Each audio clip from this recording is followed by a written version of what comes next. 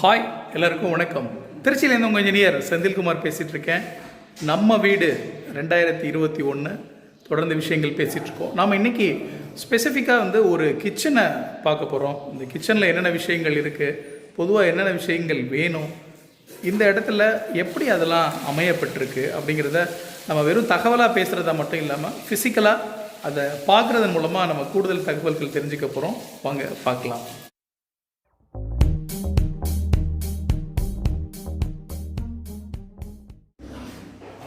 Kitchen உள்ளே போகிறோம். Point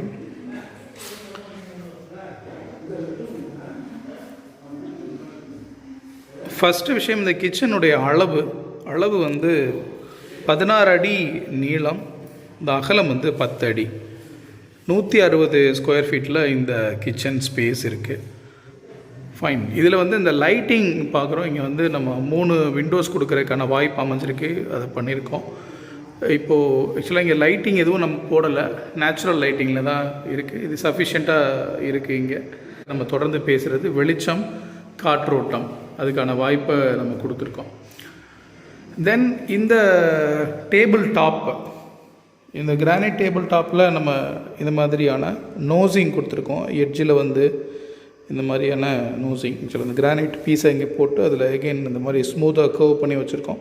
so இங்கேருந்து எதுவும் ஸ்பில் ஆகாது, அதனால் இந்த விஷயம் இருக்குது. இது என்டையர் ஸ்ட்ரெச்சுக்கும் நம்ம கொடுத்துருக்கோம். ஃபைன். சிங்க்கு இங்கே எஸ்எஸ் சிங்க் போயிருக்கோம். Tap positions. தென் இங்கே எலக்ட்ரிக்கல் பாயிண்ட்ஸ் என்ன இருக்குது அப்படின்னு பார்க்கலாம். நம்ம இந்த கார்னரில் இங்கே ஒரு 2 பாயிண்ட்ஸ் இருக்குது. ப்ளஸ் இந்த இடத்துல இருக்கிறத நீங்கள் பார்க்க முடியும்.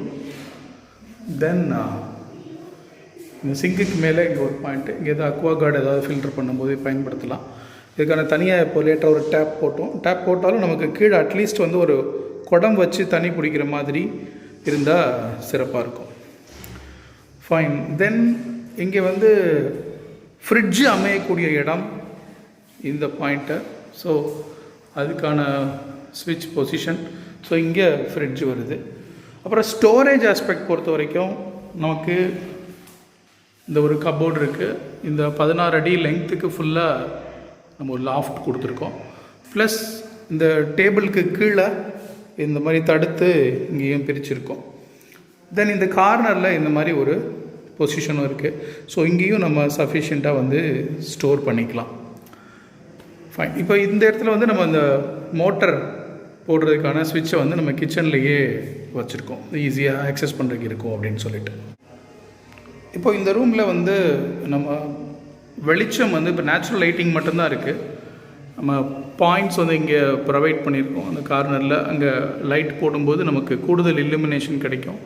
எக்ஸாஸ்ட் ஃபேன் வேணும்னா நம்ம அங்கே பிளான் பண்ணிக்கலாம். இல்லை ஒரு சிம்னியோ வாட்டவர் நம்ம தேவைக்கு தகுந்த மாதிரி நம்ம பண்ணிக்கலாம்.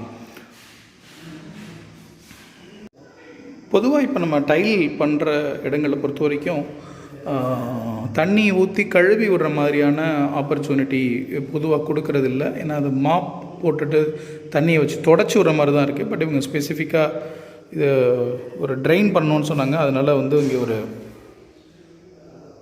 ட்ராப் கொடுத்துருக்கோம். ஸோ இங்கேருந்து தண்ணியை இது வழியாக எடுத்து வெளியில் கொண்டு போகலாம், அதுக்கான ஆப்பர்ச்சுனிட்டி. தென் இது கிழக்கு பக்கம் சமைக்கிறதுக்கு ஏதுவாக இங்கே இந்த கேஸ் பாயிண்ட் ஹோல்,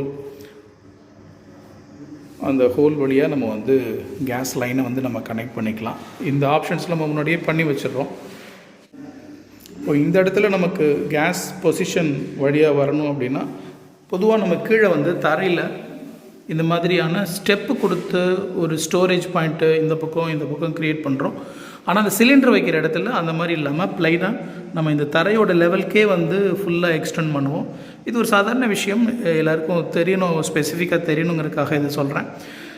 இப்படி இருந்தால் தான் அந்த உயரமும் ரொம்ப முக்கியமானது. இந்த ஸ்லாபுடைய பாட்டம் லெவலில் இருந்து இந்த தரை வரைக்கும் உள்ள உயரமானது ஒரு சிலிண்டரை எளிமையாக உள்ளே தள்ளுற மாதிரி இருக்கணும்.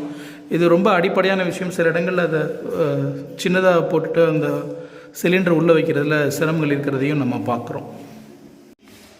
இங்கே டேடுயிங் வாலில் டைல் ஒரு 2 அடி ஹைட்டு போயிருக்கிறோம். இது போதிய அளவுக்கு நமக்கு இருக்கும். வேணும்னா இதை 4 அடி வரைக்கும் தேவைன்னா கூட எக்ஸ்டெண்ட் பண்ணி பண்ண முடியும். கிச்சனில் வர ஸ்டோரேஜ், இந்த கபோர்டு வந்து ஆக்சுவலாக நம்ம போட்டிருக்கிறது இந்த கடப்பா ஸ்லாப் போட்டிருக்கோம். இதில் வந்து இந்த பெயிண்ட் பண்ணியிருக்கோம். இந்த மாதிரி இருந்தால் கொஞ்சம் நீட்டாக இருக்கும். இதுக்கு பதிலாக வந்து கிரானைட் போடலாமா அப்படின்னு கேட்பாங்க. கிரானைட்னால் ரொம்ப திக்னஸ் கம்மியாக போட்டக்கூடாது. திக்னஸ் கம்மியாக இருந்ததுன்னா 2 கிரானைட்டை ஒட்டி கூட போடலாம். இதுக்கு இந்த கடப்பா ஸ்லாபே வந்து சஃபிஷியண்ட்டாக இருக்கும். இன்வெர்ட்டர் பொசிஷன் வந்து இந்த லாஃப்ட்டுக்கு மேலே இங்கே ப்ரொவைட் பண்ணியிருக்கோம்.